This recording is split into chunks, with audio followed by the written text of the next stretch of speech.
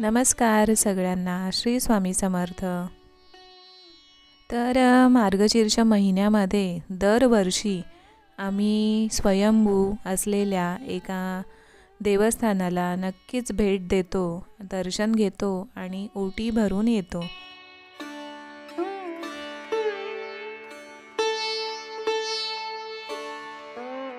तर आज आम्ही आलेलो आहोत दाभोळ येथील श्री चंडिका देवी आईच्या सुंदर अशा स्वयंभू मंदिरामध्ये.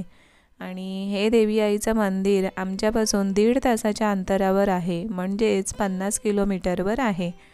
तर दरवर्षी अगदी न चुकता आम्ही मार्गशीर्ष महिन्यामध्ये अशा देवस्थानाला नक्कीच भेट देतो. आणि मुंबईत असताना डहाणूच्या श्री महालक्ष्मी देवी आई मंदिरामध्ये आमची नित्याची भेट असायची, दर्शन घेणं असायचं. तर कोकणात आल्यापासून या मंदिरामध्ये आम्ही आता येणं सुरू केलेलं आहे. तर आज आहे गुरुवार आणि आजची प्रसन्न सकाळ पाहू शकता. अगदी 10 वाजून गेले तरी धुकं हे जायलाच अगदी तयार नसतं. तर आता उंबरठ्याची पूजा करून झालेली आहे. हळदीचं छान असं लेपन केलेलं आहे, रांगोळी काढलेली आहे घरासमोर. आणि नंतर मग आपल्या गुरुवार असल्यामुळे स्वामी महाराजांना अभिषेक करत आहे.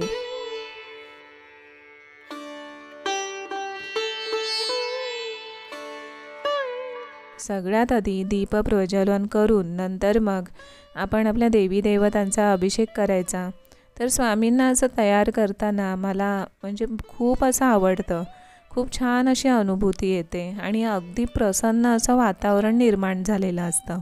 तर आज म्हटलं की हिरव्या रंगाचं छान असं वस्त्र आपण आपल्या स्वामींना परिधान करावं. तर पहा किती छान दिसत आहे स्वामी, नाही का? म्हणजे कधी कधी असं वाटतं की देवी देवतांची आपणच नजर काढावी, एवढे सुंदर आणि मनमोहक रूप दिसतं. तर आपल्या गुरूंना कोणाची नजर लागू नये म्हणून मी अगदी निरागसपणे त्यांची नजर देखील काढली.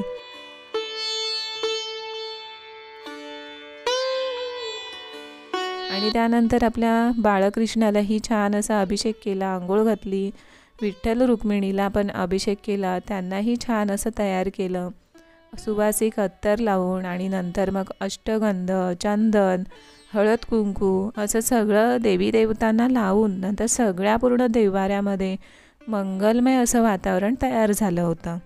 आणि त्यानंतर आज आपल्या महालक्ष्मी आईचा गुरुवार असल्यामुळे इथे मी मांडणी देखील केलेली आहे आपल्या व्रताची. तर हे पहा, महालक्ष्मी देवी आईचं रूप देखील किती सुंदर असं दिसत आहे, नाही का?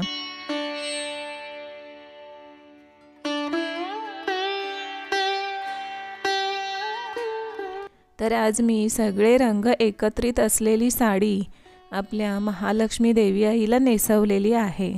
तर किती सुंदर असं रूप दिसत आहे देवी आईचं, पाहू शकता तुम्ही. आणि आज आहे आपल्या मार्गशीर्ष महिन्यातील 3रा गुरुवार. म्हणता म्हणता बघता बघता कसे हे दिवस संपत आले समजलं देखील नाही.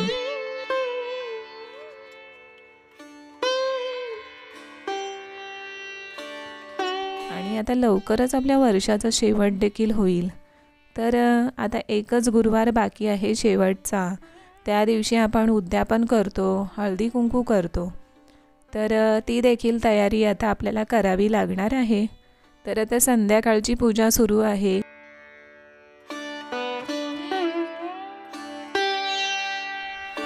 कधी कधी आपल्याला आयुष्यामध्ये काही निर्णय घेताना बरीच अडचण येते, पण आपण आपल्या गुरूंच्या आणि ईश्वराच्या सेवेमध्ये स्वतःला झोकून दिलं ना, तर हे कठोर असे निर्णय घेताना सुद्धा आपल्याला म्हणतात ना 10 हत्तींचं बळ येतं, तर तसं बळ मिळतं. आणि म्हणूनच ईश्वराजवळ, गुरूंजवळ एकरूप होणं फार महत्त्वाचं असतं. आणि त्यासाठीच आपली पूजा अर्चना, व्रतवैकल्य आणि आपल्या ईश्वराची सेवा, नित्यसेवा फार महत्त्वाची असते. त्यामध्ये वाचन, श्रवण, पठण या गोष्टी, नामस्मरण हे देखील येतं. तर संध्याकाळी आपल्या गुरुवारची नित्यसेवा मी करते. आणि आरत्या तर असतातच, त्या देखील होतात. कर्पूर आरती होते आणि नित्यसेवा, त्याच्यानंतर महालक्ष्मी देवी आईची पोथी वाचणं, आरती करणं देवी आईची. आपल्या स्वामींचं सारामृतातील 3 अध्याय नियमित वाचते, तर ते असतं.